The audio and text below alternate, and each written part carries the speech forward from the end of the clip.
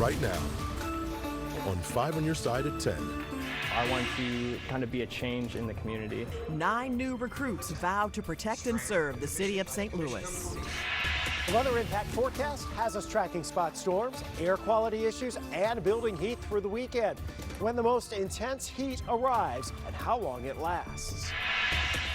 For the first time since the debate debacle, President Biden holds a news conference. I think I'm the most qualified person to run for president. Was it enough to calm fears about his political future? Just hours ago, President Biden addressed the nation defending his candidacy. Good evening, everyone. I'm Kelly Jackson. Mike Bush is off tonight. He also doubled down on his ability to defeat Donald Trump in November. NBC's Alice Barr has more as pressure for him to step aside grows. Hey, buddy. President Biden tonight closing out the NATO summit while battling an open question about his political future. I think I'm the most qualified person to run for president. I beat him once, and I will beat him again. In his first solo press conference in 8 months, the president defending his fitness for the job, saying he's taken 3 significant and intense neurological exams. In each case, as recent as February, and they say I'm in good shape. Under a microscope after his poor debate performance, Mr. Biden answered the first question about Vice President Harris with a fumble. I wouldn't have picked Vice President Trump to be vice president, but I think she was not qualified to be president. Former President Trump seized on the gaffe online. The president fired back. Listen to him. The embattled president pushing back against the growing number of Capitol Hill Democrats calling for him to drop out of the race. The best way to assure them is the way I assure myself, and that is, am I getting the job done? He said he made a, quote, stupid mistake heading into the debate with an overloaded schedule. I just got to pace myself a little more. Pace myself. While acknowledging the demands of the presidency. If I slow down, I can't get the job done. That's a sign that I shouldn't be doing it. But there's no indication of that yet. None. President Biden looking to turn the page. I'm not in this for my legacy. I'm in this to complete the job I started. While sending a message to world leaders, members of his own party, and the American people. In Washington, Alice Barr, NBC News. I mean, we're just going to keep fighting. I don't know what to say. You know, I gotta do what we have to do. I don't like where we are, but. That was Illinois Governor J.B. Pritzker caught on a hot mic. A spokesperson for the governor confirmed he was talking about President Biden and his status as the Democratic candidate. Look, when you stumble in a highly watched debate, people want to know if you can continue, right? They want to know if you can overcome the bad press that you got during that debate. And I think they were slow out of the gates after the debate to make it clear to people that he's going to be the candidate and that he's capable of taking on and beating Donald Trump, and he's doing that now. Earlier in the day, Pritzker publicly stood behind the president. Our political editor, Mark Maxwell, will be bringing live updates from the Republican National Convention in Milwaukee starting July 15th here on 5 on Your Side, KSDK.com, and the 5+ streaming app. He'll attend the Democratic National Convention in Chicago, too. That's starting August 19th. Another shooting in Soulard has neighbors speaking out once again. Police say nearly 24 hours after a fight broke out inside Molly's and then gunfire rang out. The restaurant owner was shot in his leg. 5 on Your Side's Robert Townsend joins us live from Soulard. Robert. Kelly, Molly's owner did not want to talk on camera, but let me tell you, neighbors have plenty to say about the shooting that happened at this Soulard business and the ongoing violence in the city. Around 11:30 Wednesday night, investigators say a fight first broke out inside Molly's after 2 men were kicked out for allegedly stealing a watch and cell phone. Molly's owner approached the men and asked them to return the items. According to a police report, one of the guys hit the owner in the head before security calmed him down. Police say minutes later, the man went to a car, grabbed a gun, came back and shot the business owner in his leg. Officers arrested one of the men, the other ran off. This comes less than 24 hours after a rolling shootout in the neighborhood. Area business owners say it's got to stop. That's a bad thing. In March, burglars broke into Denny Hammerstone's nearby restaurant. They grabbed our cash register drawers, but, you know, there's nothing in them at night. It's terrible because you get violated. Crime's down, actually, in Soulard. Still, 2 shootings in 2 days are unnerving for neighbors. I think what anybody thinks, that it's horrible. I'm scared and I'm sad. LaSalle Park resident Irene Allen visited this Soulard park today. She too is fed up with the citywide gun violence. In the midst of it, I've seen an actual community cropping up. If we can just build on that community and hang on to that community. Now, records show so far this year, 3 people have been shot here in Soulard. We're live in the neighborhood. Robert Townsend, 5 on your side.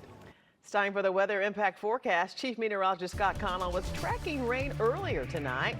Scott, did some areas get drenched tonight? You know, there were spots east and southeast of St. Louis that got under some heavy thunderstorms that were fairly scattered, with the exception of this area, eastern St. Clair County, over into parts of Clinton and Washington County. That had the most widespread showers and thunderstorms, if you want to call it that. And they've pushed away from the area, but not before dropping upwards of a half to almost an inch of rain. Scott Air Force Base coming in with 8,800 in the rain gauge, 1100s in Arnold with a brief shower there. We turn our attention to the light winds overnight. Poor air quality will be developing tomorrow after potentially some patchy fog to start us out the door. From 10 a.m. until 8 p.m. tomorrow, it's an ozone action day in St. Louis. Ozone levels will be rising because of the morning pollution, which makes the air unhealthy for sensitive groups. We get into that orange category. So limit your time outside tomorrow, especially for the kids. Don't want them outside too long. Morning time is best for the exercise.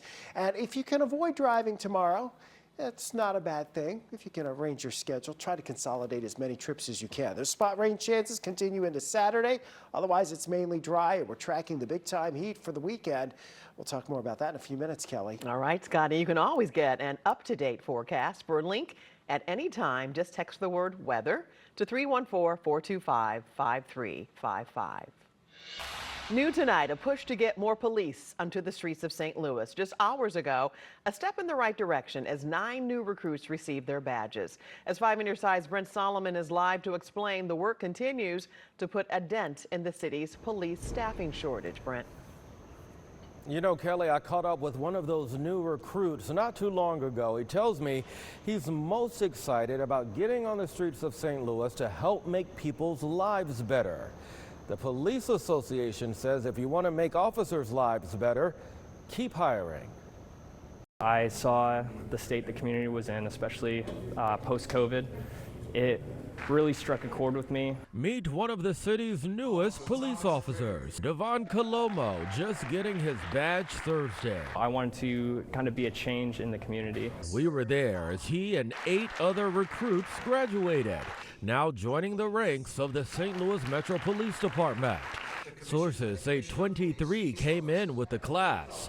These are the 9 who crossed the finish line. And once you get into the academy, I mean, there's an educational part of it, there's physical part of it, there's firearm qualifications. So you get multiple opportunities to pass these things, but some people just aren't fit, and it doesn't work out. Joe Steiger with the Police Officers Association welcomes the new additions, but says in order to give morale a boost within the department, current officers need more relief. They're still feeling it. They're stressed out. They're overworked.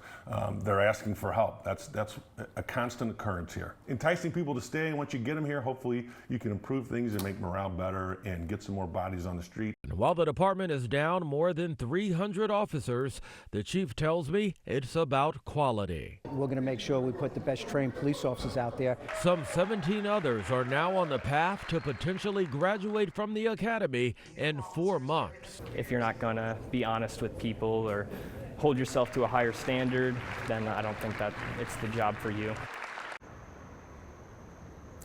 The Police Association says this year 50 officers left the department. The department tells us that over the past few months they've received more than 100 applications and that recruitment efforts are happening each and every day. We're live downtown tonight. Brent Solomon, 5 on your side. Developing tonight out of Manchester, Police Chief Scott Will has been placed on administrative leave. We are told the leave, effective yesterday, is part of an ongoing independent investigation. The day before, Captain Craig Smith, Deputy Police Chief, resigned from his position. Lieutenant Ed Skaggs is now acting chief. He has more than 40 years of experience.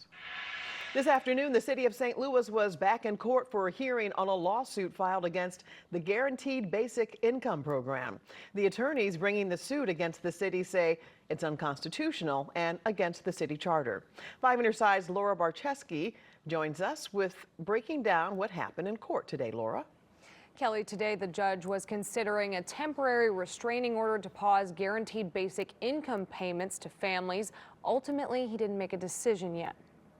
Just under a month ago, the Holy Joe Society filed a lawsuit against the Guaranteed Basic Income Law, which provides 440 St. Louis families about $500 per month from a pool of $5 million from the American Rescue Plan Act. Attorney Beavis Schock said this about the suit in June. The Constitution of Missouri and the city of St. Louis's charter documents and ordinances prevent just giving money to somebody for no reason. Those payments have been going out for about 8 months now. Holy Joe Society attorney Kimberly Mathis was in court Thursday afternoon asking the judge to provide a temporary restraining order to stop payments while the lawsuit played out, saying there's no way to get the money back. Mathis said according to the St. Louis City Charter, using public money for private end is illegal. The city's attorneys pushed back, saying guaranteed income is constitutional if the expenditure of public money to private entities or people serves a public purpose, saying the goal of these payments is to help stimulate the economy and stabilize it in St. Louis. St. Louis Mayor Tashara Jones said this in November, supporting the plan. Families that receive guaranteed basic income are able to care for their children in better ways. Judge Joseph White did not make a decision on the petition Thursday. St. Louis Treasurer Adam Lane reacted just moments after leaving the courtroom. I'm very pleased that the judge decided to take an extra look at this petition, so we'll come back on Monday at 11 a.m. to get the final ruling. But the city's Board of Aldermen, the elected persons for the city, agreed overwhelmingly that the Guaranteed Basic Income Program is a public benefit. So my office, the mayor's administration, is committed to making sure that we continue serving the people of St. Louis and serving the city of St. Louis. So we will be back on Monday, and we hope to have a favorable ruling. Judge White did not make a decision today, but he is scheduled to make a decision on Monday at 11 a.m. Air conditioning is essential for St. Louis summers. Some families are forced to leave the windows open to keep things cool. This is my second floor window that my daughter fell out of.